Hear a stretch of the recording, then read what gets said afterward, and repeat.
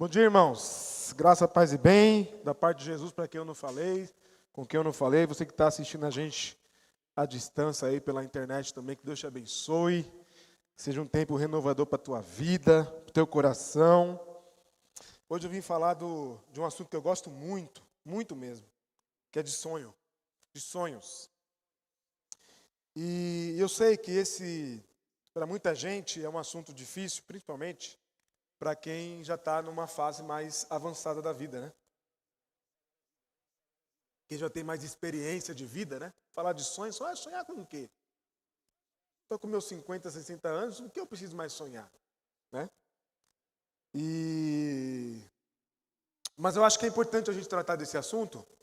E eu já vou logo pedindo desculpa para algumas pessoas, porque eu conversei com algumas pessoas essa semana, e não foi intencional não, mas é o Espírito que faz essas coisas, então eu coloco tudo na conta do Espírito, tá? Então, se porventura o que eu falar aqui tiver a ver com as nossas conversas durante a semana, não tem nada premeditado, não tem nada que eu fiz de maneira manipulada, não manipulei as nossas conversas. Tá? E foi sincero, foi uma conversa sincera. Hoje eu vim falar sobre um senhor de idade que sonhou por muitos anos, e num tempo muito difícil da vida dele, da nação dele, do povo dele. Porque falar das nossas dificuldades, falar dos nossos sonhos diante da realidade da nossa vida é complicado, porque cada um tem a sua realidade, cada um tem a sua vida, a sua família, suas especificidades. Mas eu vim falar sobre alguém que sofreu as dores do seu povo e não deixou de sonhar. Então, é como se nós estivéssemos hoje vivendo na periferia da periferia da periferia da periferia de São Paulo, com um governo negacionista, totalmente negacionista, sem saber quem vai nos socorrer. E mesmo assim, continuar sonhando, continuar esperançando.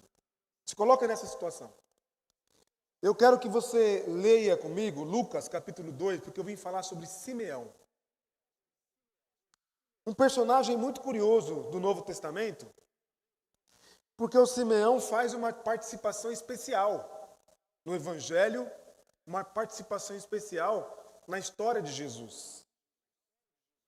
Simeão não é aquelas grandes personagens da Bíblia que a gente chama até mesmo de herói da fé. É uma personagem que aparece no início da história de Jesus. Por isso que está em Lucas, no capítulo 2, do verso 22 em diante. E eu quero ler com vocês, se vocês me permitirem, para a gente falar sobre sonhos, porque Simeão foi alguém que ousou sonhar. Completando-se o tempo da purificação deles, de acordo com a lei de Moisés, José e Maria o levaram a Jerusalém para apresentá-lo ao Senhor. Como está escrito na lei do Senhor, todo primogênito do sexo masculino será consagrado ao Senhor. E para oferecer um sacrifício de acordo com o que diz a lei do Senhor, 2 olinhas ou 2 pombinhos. Havia em Jerusalém um homem chamado Simeão, que era justo e piedoso, e que esperava a consolação de Israel. Se dizer de novo que Simeão está dentro de um contexto de completa opressão.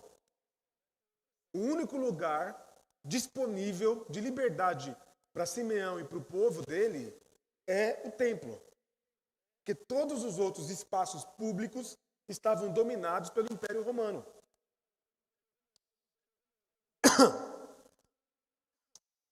Movido pelo Espírito, continuamos no versículo 23. Como está escrito, versículo 24, desculpe. E para oferecer um sacrifício de acordo com a lei do Senhor, 2 olinhas ou 2 pombinhos. Havia em Jerusalém um homem chamado Simeão, que era justo e piedoso, que esperava a consolação de Israel.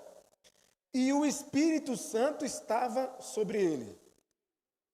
Fora-lhe revelado, versículo 26, fora-lhe revelado que pelo Espírito Santo, que ele não morreria antes de ver o Cristo do Senhor. Movido pelo Espírito, ele foi ao templo. Quando os pais trouxeram o menino Jesus para lhe fazerem o que requeria o costume da lei, que é a circuncisão, Simeão o tomou nos braços e louvou a Deus, dizendo: Ó soberano, como prometeste, agora podes despedir em paz o teu servo, pois os meus olhos já viram a tua salvação, que preparaste à vista de todos os povos, luz para a revelação aos gentios e para a glória de Israel, teu povo. O pai e a mãe do menino estavam admirados com o que fora dito a respeito dele. E Simeão os abençoou e disse a Maria, mãe de Jesus: Este menino está destinado a causar a queda e o sorgimento de muitos em Israel, e a ser um sinal de contradição. Olha, gente, percebam a densidade, a intensidade com que ele fala. A ser um sinal de contradição, de modo que o pensamento de muitos corações será revelado.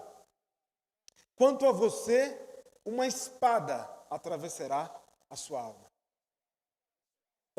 Até aqui a gente lê. É uma fala forte. Uma fala forte. Porque de um lado você tem, ainda que uma mãe encantada, tocada, chocada com esse discurso sobre o filho, que não é qualquer discurso, não é qualquer fala, é uma mãe com medo também. Porque a profecia já estava lá posta. Ela só juntou as coisas. E aí Simeão vira para ela e continua dizendo assim: olha, e não é só isso, uma espada vai atravessar a sua alma. Do que Simeão estava falando? Da forma como Jesus foi assassinado. Do sofrimento, da angústia. E eu fiquei pensando, diante das conversas que eu tive essa semana, eu fiquei pensando assim: nós precisamos sonhar como ato de resistência. Sonhar, não um sonho de quem dorme e tudo que você experienciou na semana, nos dias anteriores, é descarregado diante desse sonho. Mas sonhar como quem deseja, como quem quer alguma coisa a mais, algo a mais. Eu fiquei pensando nos meus amigos próximos, distantes. Falei, meu Deus, eu tenho 37 anos. E os meus amigos mais próximos, eu tenho alguns de 25, 26 anos. Não tenho amigos abaixo de 20 anos. Aliás, eu tenho sobrinhos abaixo de 20 anos. Eu tenho idade para ser tio de gente que tem menos de 20 anos. Mas a maioria dos meus amigos tem mais de 50 anos, mais de 40 anos. Mais de 40 anos. E falar sobre sonho com quem já está nessa bifurcação da vida é complicado. Concordam? É complicadíssimo falar sobre sonho. Porque, veja, nós estamos numa idade, e quando eu falo nós, eu estou me inserindo também, porque daqui para os 50 são só 13, e 13 passa assim, né? É até estranho falar isso, mas é verdade. Agora que ecoou em mim, o que eu acabei de falar, e e bateu pesado aqui agora. Mas daqui para os 50 são só 13. 50 anos.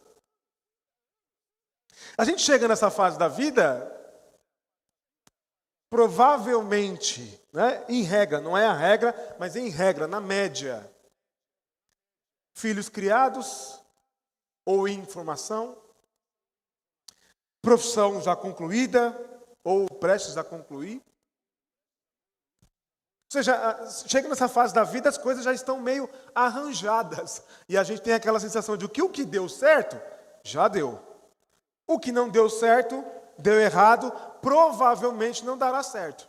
Será mesmo? E eu me permito perguntar para mim e para você, será mesmo? É por isso que eu coloquei esse título para a gente pensar e para a gente refletir, para a gente pensar com profundidade. Não morra antes de sonhar. Pode ser que você não concretize o seu sonho, pode ser que você não realize o seu sonho, pode ser que você não efetive o seu sonho. Pode ser. Mas você não tem o direito de não sonhar.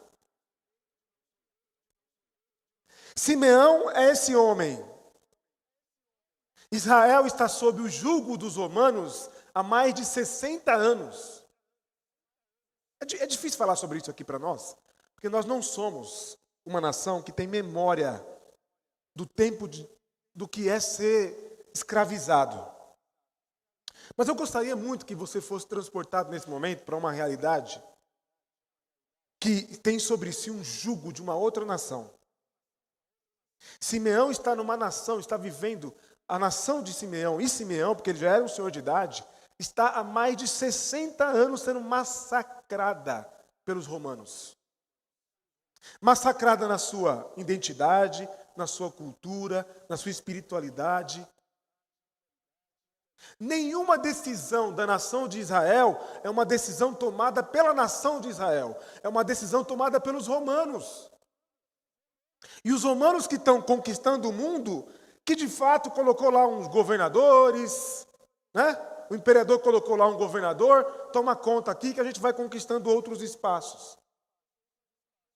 Ou seja, sonhar e viver acreditando numa promessa com essa grandeza não é para qualquer pessoa. Por isso eu não tenho problema nenhum dizer que Simeão é um gigante da nossa fé. É alguém em quem a gente pode encontrar inspiração.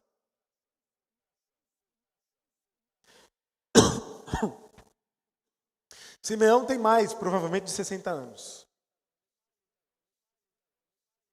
E Simeão é alguém que sonha dentro do templo. Porque para fora vai sonhar sobre o quê? Tudo é destruição. Mas ele continua sonhando. Eu fiquei me perguntando assim, onde é que nós colocamos os nossos melhores sonhos? Nós, que já passamos a barreira dos 30 anos, por exemplo, ou estamos chegando, onde é que nós arquivamos os nossos melhores sonhos? Se a gente fosse fazer uma conversa aqui, uma terapia em grupo, eu fosse ouvir os sonhos de vocês, a gente fosse ouvir os nossos sonhos, a gente fosse trocar sonhos. Qual era o seu sonho quando você tinha 20 anos de idade, quando estava saindo, né, entrando na fase adulta? Qual era o seu sonho há 10 anos atrás? Qual eram os sonhos que permeavam a nossa existência nessa idade? E outra pergunta, por que é que nós desistimos, ou arquivamos, ou escondemos, ou abandonamos esses sonhos? Se por um rearranjo da vida, eu entendo, a vida tem dessas, ela se rearranja e o sonho já não faz mais sentido. Tudo bem, não faz mais sentido, vida que segue. Vida que segue. Mas existem alguns sonhos que não estão mais sendo sonhados porque nós desistimos deles, porque antes de desistir deles, nós desistimos de nós. E eu, como discípulo de Jesus de Nazaré, você como discípula de Jesus de Nazaré, nós como igreja de Cristo, do Cristo vivo, ressurreto, precisamos nos lembrar que se esse sonho que nós tivemos é um sonho bonito, é um sonho nobre, é um sonho que faz a nossa vida melhor e que pode dar beleza e mais vida, mais cor à nossa vida, à vida da nossa família, nós não temos o direito de desistir desse sonho. Nós não podemos desistir desse sonho.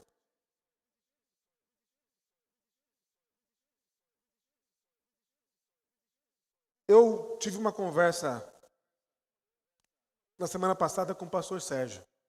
Fui almoçar com o pastor Sérgio. E o pastor Sérgio virou para mim e falou assim, Will, uma comunidade como a comunidade cristã da Zona Leste, que tem uma música maravilhosa, uma pregação maravilhosa, até disse na reunião de liderança, recentemente o pastor Sérgio andou passando pelas nossas redes sociais e curtiu tudo que era vídeo de corte de pregação lá no Instagram. Aí depois eu fui entender por quê. Porque depois eu almocei com ele e ele disse, não, porque eu estava revendo as pregações. Ele me disse assim, quem é que disse para vocês, quem é que convenceu aquela comunidade que a gente tem que ficar o tempo todo, a vida inteira, se debatendo com um aluguel de 5 mil reais? Aí ele soltou o sonho dele. Por que a gente não pode pagar um aluguel de 50 mil reais? Aí eu, Sérgio do céu, você está louco? Você está louco? Mas o Sérgio não estava me falando sobre o valor das coisas, o preço. O Sérgio estava me chamando a atenção sobre a potência das coisas. É diferente. Não interessa o preço do aluguel, entendem? Não é um preço, não é sobre o preço de um aluguel, não é sobre o custo das coisas, é sobre o potencial das coisas. E às vezes a gente tem sonhos que a gente vai abandonando eles, e aí de sonho vira pesadelo, a gente fica carregando ele. Depois tem que trabalhar melhor em terapia e análise, né? Essas coisas. Que a gente vai carregando ele e a gente não consegue nem olhar mais para ele, sabe? É como se a gente andasse com cordões carregando as coisas. Tem a ver com o nosso passado, com os nossos projetos, com os nossos sonhos. A gente nem olha mais, só está carregando. E essa fala do pastor Sérgio despertou em mim um questionamento. Meu Deus, por que eu aceitei? Por que nós aceitamos esse lugar?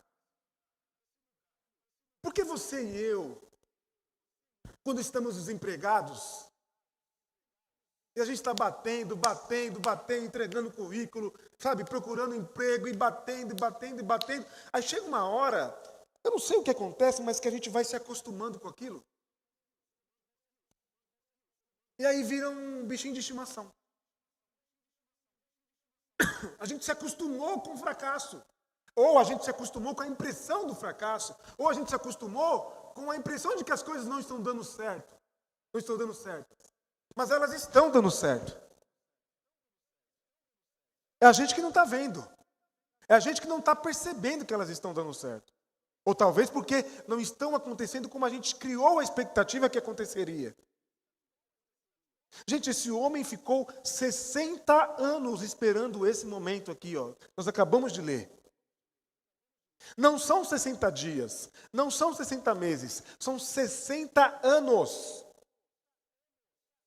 Não é 5 anos do financiamento do Minha Casa Minha Vida. 60 meses. São 60 anos sonhando com esse momento. E ele não desistiu de sonhar. A ponto de, quando ele se confrontou com a realização do sonho, acabou. Não tem mais por que eu estar aqui. Pode me despedir, Senhor. Despede o teu servo em paz, porque já está concretizado, já realizei meu sonho. Eu já vi o Redentor. Eu já vi a salvação de Israel. Então, o que eu quero dizer para você, meu irmão, minha irmã, não interessa a sua idade. Mas chegou a hora de você pegar, engavetar algum sonho que você tem e falar, vai acontecer. Não interessa se é com 50, com 60, com 70. Enquanto você tiver fôlego de vida, faça, persista, persevere, insista, não desiste, vai atrás. Às vezes é preciso, pode ser que seja preciso fazer uma reconfiguração, uma remodelagem aí, sabe, fazer algum ajuste aqui e ali, e é só por causa de um ajuste dá tudo certo, um ajuste que você faz. E aí eu preciso pedir licença, com todo o respeito, para falar, por exemplo, quantas e quantas vezes, Sandra, você não deve ter ouvido que você não tinha mais idade, mais tempo para ter uma casa própria. E esse ano você vai realizar. Todas as vezes que eu falo com a Sandra sobre isso, gente, eu preciso dizer para vocês, o meu coração é invadido por uma paz, por uma coisa assim, eu não sei nem dar um nome. Porque eu tenho 37, 38 anos de idade. Eu moro de aluguel. Eu sei que esse é um desejo de todos nós. Eu sei que nós estamos numa geração que está iludida com o aluguel. Mas quem se ilude com o aluguel é quem é de classe média alta, quem é de classe média alta. Pobre. Quer ter uma casa. Sabe por quê? Porque quando tudo estiver desmoronando, onde é que você se refugia? Na sua casa. E nós temos direito de sonhar com isso. Por que nós não temos direito? Quem disse para nós que nós não podemos sonhar com isso? Tem o nosso espaço. Eu sei que a gente mora de aluguel, às vezes em alguns aluguéis longos, 5, 10 anos naquele espaço, já virou nossa casa porque nós construímos, nós modelamos, já é nosso espaço, é nossa casa. Mas a gente sabe que é o estado permanente do provisório. Que a qualquer momento pode acontecer alguma coisa. Às vezes você é gente boa com o dono do imóvel, ele fala, não, você vai ficar aqui para sempre, mas um dia essa pessoa vai morrer. E os filhos? São os herdeiros, tem direito? Não tem direito? Tem direito, eles podem decidir. Às vezes por uma briga de família, um desentendimento, decide vender, e agora? Nós temos lá uma cláusula que nos garante a prioridade, certo? Do aluguel, mas se a gente não tiver condição de pagar, vamos ter que sair. Então eu vim aqui dizer para você, meu irmão e minha irmã, não interessa se o seu sonho é o sonho da casa própria. Eu não sei qual é o seu sonho. Eu não sei esse sonho que você tem até vergonha dele, que você não conquistou. Torna até um negócio constrangedor, sabe? Se torna um negócio constrangedor. Mas eu quero dizer a você que em nome de Jesus, você não se coloque numa condição de rival desse sonho. Que você não se permita que esse sonho seja um peso para você. Muito pelo contrário. É um ajuste. E esse sonho vai te catapultar. Ele pode te catapultar. Um pequeno ajuste. E essa pedra que você carrega, que você tem vergonha de falar, de compartilhar, de dizer para as pessoas que você sonhou com isso. Um ajuste. Essa pedra vira o contrapeso da catapulta. É um ajuste. Mas nós precisamos entender a dimensão das coisas e abraçar as coisas dessa forma. Nós não temos direito de morrer sem sonhar. Sabe por quê? Porque a gente tem dificuldade ganhando salário, ganhando uma remuneração, a gente está cheio de dificuldades. Mas nesse exato momento tem uma mãe ou um pai nos interiores desse país fazendo de tudo, mas de tudo, para que o filho se forme na faculdade, na universidade, num curso técnico, mas fazendo de tudo. E quer saber? Esse pai vai conseguir. Esse pai vai conseguir. Esse pai não vai sossegar enquanto ele não conseguir. Vocês já viram? Eu gosto demais de reparar. Quando o filho vai fazer a formatura, né? Aí leva o pai, aí geralmente mostra aquelas histórias difíceis, de pais que tiveram histórias difíceis. E a realização do pai é formar aquela criança. Quando o filho... Sabe, vocês que participaram de formatura, sabem, a realização é tudo na vida daquela pessoa. É meu filho formado, meu filho graduado, sei lá, qual que seja a formação. A beleza que há nisso. Então eu quero dizer para você, meu irmão, eu não sei se você está com dificuldade com o seu filho, de sonhar com o seu filho, de sonhar para o seu filho, ou qualquer que seja a sua necessidade. Mas ouça a voz de Deus essa manhã. Permita que o que eu estou dizendo aqui seja a voz de Deus no teu coração e reconecte você à vida. Porque se reconectar você à vida é voz de Deus para o seu coração. Não desista de sonhar. Não desista de sonhar. Porque eu ainda estou com essa coisa da conversa do pastor Sérgio na minha cabeça, no meu coração. Porque a gente é colocado numa circunstância e aquilo vai se fechando diante de nós e a gente vai se acomodando, sabe? A gente vai se acostumando. Tem até um teólogo que diz o seguinte: eu não acredito em inferno porque os seres humanos são adaptáveis. Inclusive adaptáveis ao inferno. Então vai queimar, vai ficar queimando e a gente vai se acostumando. Um dia a gente se acostumou com fogo. Ele diz, eu não acredito no inferno porque a gente se adapta às coisas, a gente se acostuma com as coisas. E às vezes, meu irmão, você se acostumou. Às vezes as coisas não estão tão ruins como parece. Às vezes não estão tão caóticas como parece. É que você se acostumou. E assim como que aconteceu com Simeão, meu irmão, minha irmã, que foi movido e levado pelo Espírito. E foi movido pelo Espírito para se encontrar com o sonho dele. Eu creio que o Espírito Santo de Deus está dizendo para a gente nessa manhã: Pega o seu sonho e coloque ele para acontecer. Não interessa se isso vai demorar 1, 2, 3, 5, 10 anos. Enquanto você tiver fôlego de vida, faça. Faça para que ele aconteça. Pode ser que você não veja, pode ser que seu filho veja. Não interessa, mas você começou. Você iniciou. Sonho não é para ficar guardado, engavetado, escondido. Sonho não é algo que a gente tem que carregar para nos oprimir, para nos envergonhar. Sonho é um dom de Deus, que Deus nos deu, de desejar, de querer, sempre o melhor para nos mover. É o nosso horizonte utópico. Sabe o que é o horizonte utópico? Alguns teólogos dizem que a volta de Jesus é o horizonte utópico. O que é horizonte utópico? É você ver o horizonte que você olha, é bonito, e você se interessa, e você está caminhando. Está caminhando. Está caminhando. E ele está cada vez mais distante, mas você segue caminhando. Ele está cada vez mais distante, mas você continua caminhando. E nessa caminhada as coisas vão acontecendo à sua volta, e você vai realizando as coisas. Então, sonho é horizonte utópico para nós. Então, ainda que você olhe, veja e fale,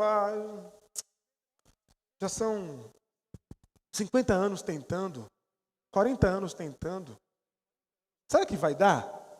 Será que eu vou conseguir? Eu tenho uma pergunta para fazer para você. Já parou para pensar no que é que você já conquistou até aqui?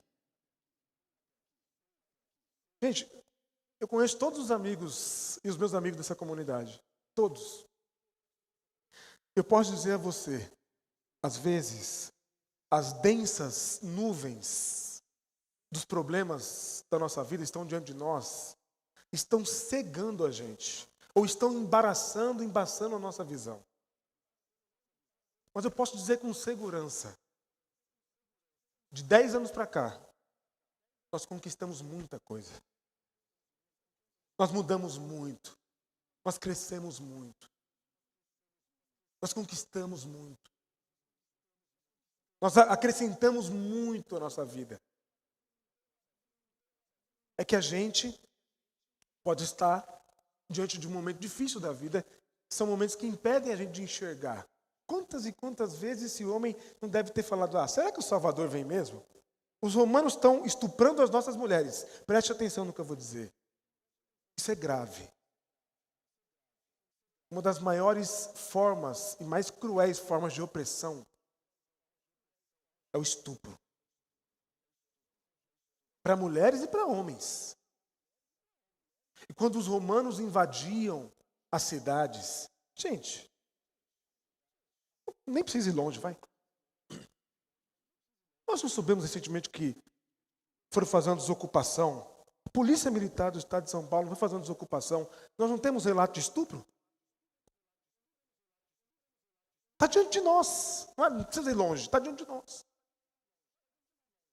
Então, olha a crueldade diante da qual esse homem está se deparando. E mesmo assim, ele continuou sonhando com dias melhores. E a coisa de Simeão é tão incrível que ele diz assim que é luz para os gentios e a redenção do seu povo. Antes do apóstolo Paulo, muito antes do apóstolo Paulo, porque tem gente que diz que foi Paulo que desenvolveu a doutrina da graça para os gentios. Não, muito antes do apóstolo Paulo. Simeão já estava dizendo, esse menino vai ser a redenção de Israel e a salvação dos gentios. A luz desse menino vai alcançar judeus e gentios. Olha a grandeza desse sonho. Olha a transformação desse sonho. Eu gosto muito, mas muito de pensar numa frase de René Padilha. René Padilha é pai da teologia da missão integral. Ou, melhor, pai da missão integral. Depois que virou teologia. Mas pai da missão integral. A missão integral diz assim, o evangelho só vale se for o evangelho todo para o homem todo. Sabe por quê? Porque a gente ficou viciado nessa história de que o evangelho, a salvação de Cristo é uma salvação da alma, do espírito para um céu. Mas e o corpo? E as minhas necessidades fisiológicas? E as minhas necessidades sociais? Quem é que dá conta disso? E aí veio a missão integral e diz assim, é o Evangelho. Porque o Evangelho é a resposta também para as nossas carências e necessidades sociais. Não só para o Espírito, mas o Evangelho. E o René Padilha, que é um dos grandes teólogos da missão, desenvolvedores, pensadores da missão integral, tem uma frase belíssima que diz assim, a igreja vive entre o já e o ainda não, como sinal do reino de Deus. Isso é lindo. A igreja vive entre o já e o ainda não, como sinal do reino de Deus. Sabe por que a sua vida pode estar... você pode estar com um sentimento de fracasso, não se dá bem com os seus sonhos? Porque o já está te prendendo. Está preso ao já, ao agora. E o agora pode estar caótico, o agora pode estar ruim, o agora pode estar terrível. Mas existe o ainda não. E o ainda não, diante do ainda não, tudo é possível. Porque a vida é possível.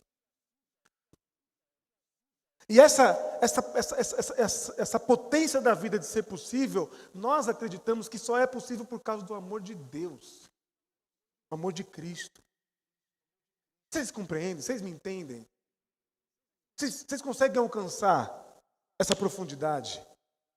Então eu não sei qual que é o seu já. Pode ser que o seu já seja caótico. Mas meu irmão, enquanto você estiver vivo, haverá o ainda não.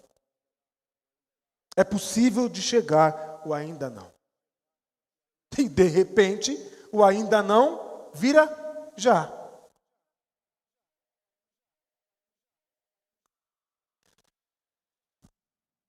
Da mesma forma, na mesma conversa, o pastor Sérgio falou assim para mim. A quem interessa que nós não creiamos?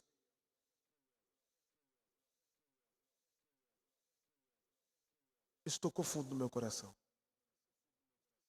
A quem interessa que nós não creiamos? E ele me respondeu de imediato, ao sistema. Crer também é revolucionar. Porque o sistema é materialista. Pior, o sistema é capitalista. E ao sistema não interessa que a gente creia mesmo. Porque para o sistema, nós precisamos vender a nossa mão de obra o mais barato possível para os grandes bilionários ficarem mais bilionários. Aí eu fiquei pensando nas irmãzinhas do coque, do ciclo de oração. Quando essas mulheres estão em oração, orando pelos seus filhos, pedindo uma porta de emprego para os seus filhos, elas estão resistindo ao sistema, porque o sistema diz para elas que os filhos delas são pretos, são pobres, são periféricos, e os filhos delas não têm direito à universidade, não têm direito à graduação, não têm direito a crescer na vida, mas elas estão lá, de joelho dobrado e acreditando que sim, os filhos delas podem, inclusive porque diante delas ou ao lado delas está o Deus de Israel. Então, crer também é subverter a ordem das coisas. Eu ainda vou falar para o Sérgio vir pregar aqui na comunidade sobre isso, porque eu achei duas perguntas assim que mexeram comigo demais. O que é cool hoje? O que está na moda hoje no mundo, no modernismo? Porque assim, a gente se ilude com a história de que os evangélicos, de que os religiosos estão aumentando no planeta, ou no Brasil, no planeta não, mas no Brasil. Mas é uma conversão ao capital. Aqui as pessoas estão se convertendo ao discurso da teologia da prosperidade. Está só mudando de lugar. Está entendendo? Só mudando de lugar. As pessoas estão indo para a igreja hoje para o quê? Para enriquecer. E ai da gente para falar que Jesus era pobre, que o nego vem e inventa que Jesus era rico, tinha uma casa na praia, inclusive. Uma loucura. Jesus disse que o filho do homem não tinha onde reclinar a cabeça. Não tinha um quarto para dormir. E gente vem, prega, e a igreja fica empolvorosa. Veja, não confunda, não estou dizendo que nós não temos direito de sonhar com uma vida melhor, com melhores condições de vida. É direito de todos e todas nós. Todos e todas nós. Mas o evangelho não é esse discurso de venha para a igreja e tudo vai ser resolvido. Quanto mais você der o seu dízimo, suas ofertas, mais a sua vida vai ficar mais fácil, mais tranquila, ou Deus vai te proteger mais, ou Deus vai te ajudar mais. Não, porque esse discurso é um discurso anticrístico, é um discurso do anticristo, é um discurso antigraça. O discurso da graça é, você não é o que você tem, o que você possui, você é aquilo que Deus quer que você seja, que é filho e filha amado e amada de Deus. É isso que a gente carrega. É isso que me move. É isso que me move. É isso que mexe com os meus dias. E essa é a luz do Cristo para nós. E quando o sistema diz que o que a ordem vigente só pode quem tem, quem não tem, não pode. Aí vem o crer. Aí vem o acreditar. Meu irmão, minha irmã, a gente zombou por muito tempo com aquela frase que quem tem fé move montanhas, né? Mas é verdade. É verdade. Não é literal, porque eu nunca vi ninguém movendo montanha por aí. Mas é verdade. Quantas e quantas histórias de pessoas sem formação, sem condição social, financeira, mas que por causa da fé conquistaram muita coisa. Ou minimamente sobreviveram. Isso é milagre. Isso é milagre. Ô, minha gente, ser preto, periférico e pobre nesse país e não entrar para as estatísticas, só pode ser milagre. Porque a ordem vigente e natural das coisas é que a gente entre para as estatísticas. Então, crer que é possível, que nós podemos alcançar coisas grandes, ou minimamente coisas nobres, coisas que nos deem condição de viver melhor, é romper a ordem vigente. Gente, o que nós fazemos aqui para dizer que Deus ama a todos e todas, que Deus quer bem a todas e todas as pessoas, não interessa a sexualidade das pessoas, é um milagre. Quem foi o louco que rompeu com a ordem das coisas? Porque por muitos e muitos anos, são milênios dizendo que o que vale é a sexualidade heteronormativa, é o que manda, porque as coisas são assim, tem que ser assim. Quantos anos, aí veio alguém ou alguéns, algumas comunidades que começaram a se levantar contra isso. Só pode ser milagre, porque acreditaram. Muitas, inclusive, acreditaram em Deus, no sagrado, no divino, para romper com essa ordem. O que movia Martin Luther King? O que movia Madre Teresa? O que movia Mandela? Se não a fé dessas pessoas. Antes de qualquer coisa, a fé dessas pessoas. Vocês viram? Nós temos um novo Papa por aí. Nesse tempo desse Papa, o Francisco já tinha causado uma revolução. Esse dia eu estava em casa pensando, estou achando que nós não vamos mais ver nenhum Francisco. Está muito quieto, muito na dele. As coisas estão acontecendo, ele não fala nada. Estou achando que Francisco só um mesmo. Quem viu, viu. Igual a taça da Copa do Mundo, sabe o que a gente fala? Quem viu, viu. 2002, quem viu, viu. Quem não viu, Estou achando que com Francisco vai ser na mesma pegada. Quem viu, viu. Porque a ordem... Vai na dele, vai na dele. A ordem natural das coisas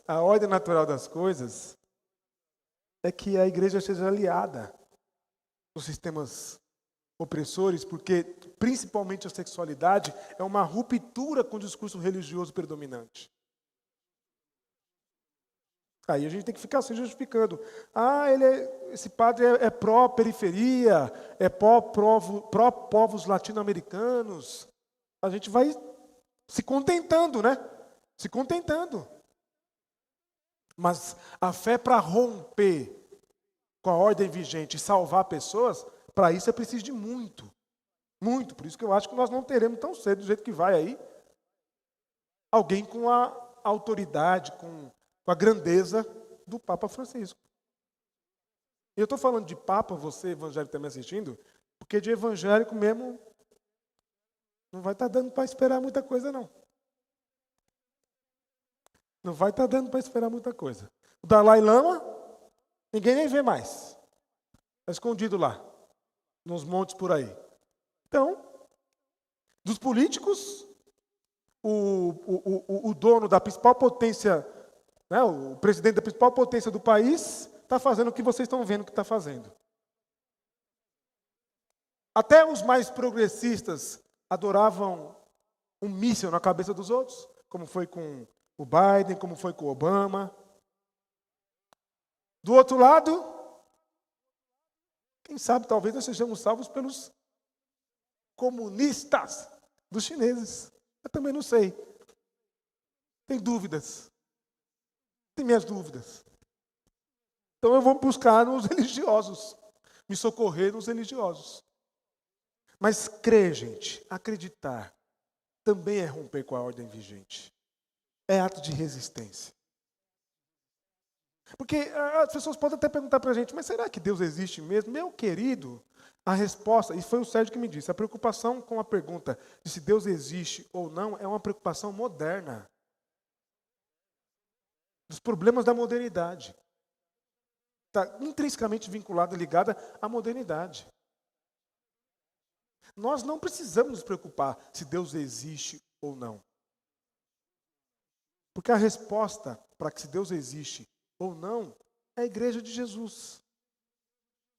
Você me ama? Eu te amo. Não há nada mais nobre do que o amor. Nós não temos nenhuma vinculação de sangue. Por que eu vou me preocupar se Deus existe ou não? Eu te amo. Eu te amo, você me ama. A gente se quer bem.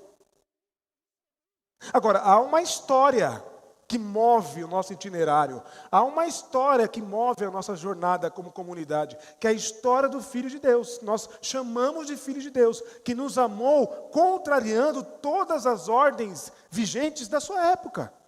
Por isso nós chamamos a Ele de Cristo, do ungido, do Messias. É o cumprimento da profecia de Simeão.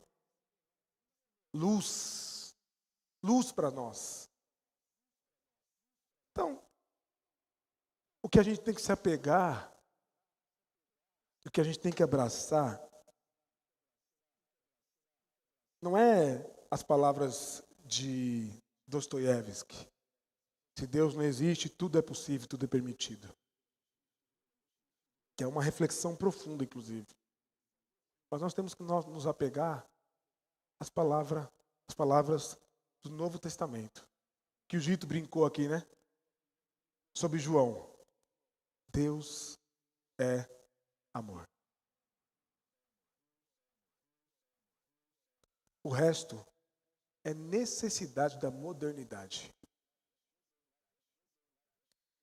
Aí você decide se você vai se apegar às necessidades do mundo moderno, pós-moderno, ou você vai se apegar a essa revelação que foi te dada e foi me dada de que Deus é amor. Porque a nós foi revelado. E revelado não como um fenômeno que se abriu diante de nós, Deus é amor. Não. Revelado porque nós podemos viver esse amor como comunidade. como discípulos e discípulas de Jesus. Amém, irmãos? Eu quero recomendar que vocês leiam um livro de um pastor norte-americano chamado Brian Zend.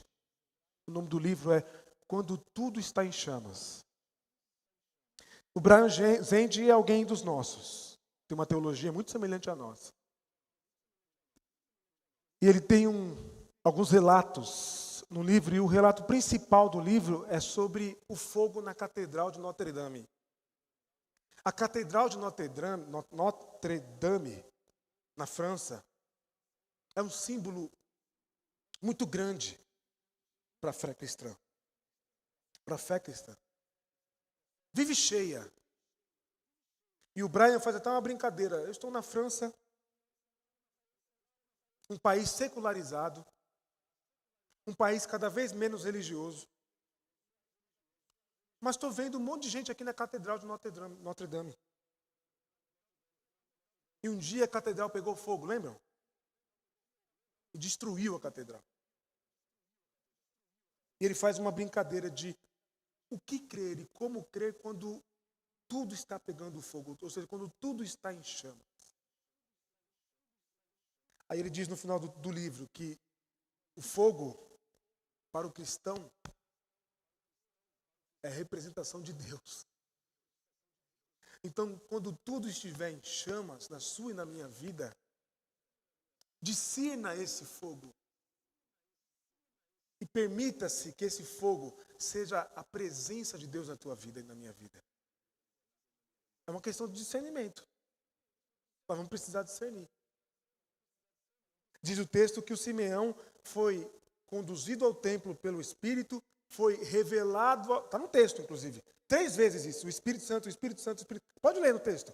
Conduzido ao templo pelo Espírito, revelado que aquele menino pelo Espírito era o Salvador, e as palavras dele são palavras a partir do Espírito, são revelação do Espírito, condução do Espírito.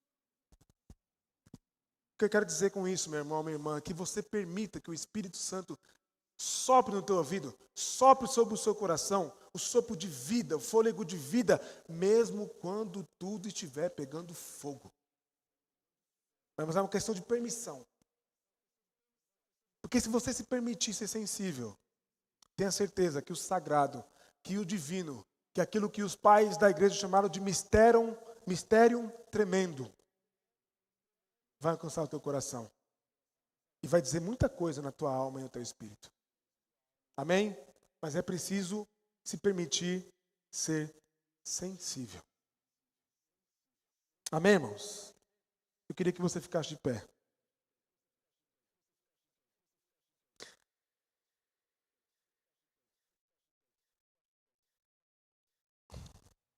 E que você saísse daqui nessa manhã se permitindo sonhar, acreditar, buscar, conquistar. Mas assim como Simeão, que você não sonhe só por você. Que você não sonhe só para você. Mas que você sonhe também para essa comunidade. Que você também sonhe com essa comunidade. Que você deseje essa comunidade. Sabe quando você deseja alguma coisa? Vou falar do meu lugar de fala. Sabe quando você deseja uma boa comida, uma boa janta, que a boca chega enche de água? Eu sou desses. Viver para mim é com intensidade mesmo. Quando você deseja, que você aprecia, que você se permite. Então, que você se permita desejar essa comunidade. Para que ela continue sendo esse espaço, esse lugar seguro para todos e todas as pessoas. Para que toda pessoa que entra aqui se sinta acolhida, abraçada, protegida, cuidada, amada e curada pelo poder do amor do Pai de Jesus Cristo de Nazaré. Amém?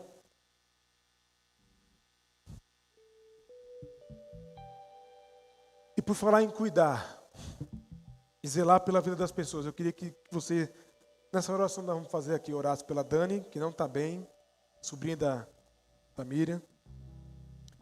Complicações sérias de saúde, orar pelo irmão do Moisés, pelo filho do Moisés, pelo pai do Anderson, também que a situação inspira muitos cuidados, pelo cunhado do casa. Mais alguém? Você ore por todas as pessoas que estão passando necessidade, precisando de oração. E que você ore por essa comunidade também. Amém? Quando não tiver motivo para orar, gaste 2 minutinhos orando pela sua comunidade. Pode ser? 2 minutinhos. Ou 1 minutinho só. Senhor, abençoe a minha comunidade. Continua abençoando os meus irmãos e as minhas irmãs da minha comunidade. Fortalecendo, renovando as forças, renovando a esperança. Amém?